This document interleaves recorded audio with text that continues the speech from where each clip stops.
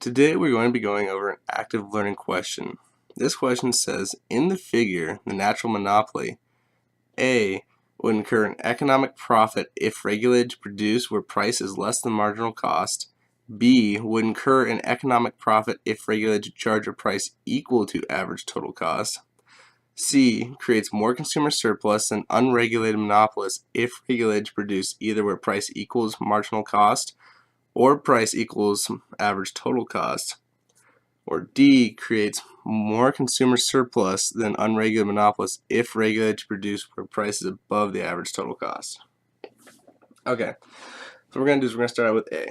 So, if this natural monopolist was regulated to produce where price is less than marginal cost, so they're producing at a point on the demand curve down here.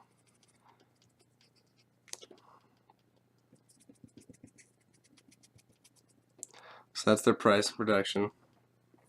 Obviously, they're below the marginal cost line. They're way below the average total cost line. In this case, they're definitely not turning an economic profit. They're definitely taking a loss. So we know that A is out. Okay, now we're going to take a look at B. So B says the natural monopolist would incur an economic profit if regulated to charge a price equal to average total cost. So now we're moving up a little bit. We're looking over here.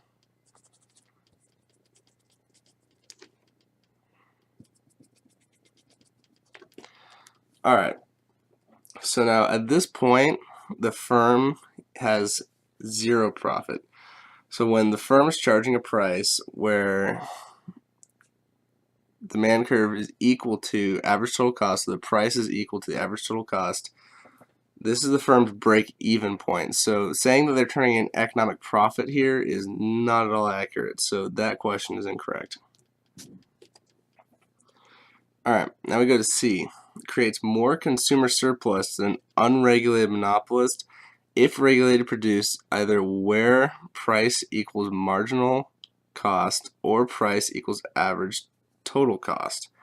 So now we're looking at that same point again, and then we're adding this one in right here. So now both of these points, anything outside here is the total consumer surplus. So average total cost, this region is consumer surplus. Marginal cost, this region is consumer surplus. Now it's important to note that a firm cannot produce at the point where price equals marginal cost unless they're subsidized by the state. So at that point they have to be receiving a subsidy or be a nationalized organization. So when you're talking about natural monopolies, you're usually talking about power companies, companies whose industries require them to achieve economies of scale to lower the consumer's prices. So in this case, C is so far correct. C is currently the best answer. So we're going to take a look at D. So D says the natural monopoly creates more consumer surplus than an unregulated monopolist if regulated to produce where price is above the average total cost. So it's saying anywhere above this point. Okay, so this one's a little funky, and this is probably the one that would confuse most people. So while it can potentially create more consumer surplus than unregulated monopolists and still be turning a profit, so at any price above where the demand curve is intercepting this average total cost, we are going to see this firm creating a profit, an economic profit.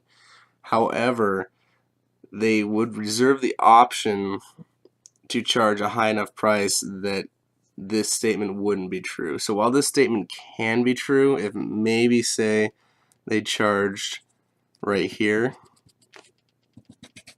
instead of up here, it's the possibility of them not allowing this to create more consumer surplus exists, and so this is not a great answer, and so that's why this would be incorrect. So in this situation, the answer is going to be C. The natural monopoly creates more consumer surplus than unregulated monopolists if regulated to produce either where price equals marginal cost or price equals average total cost.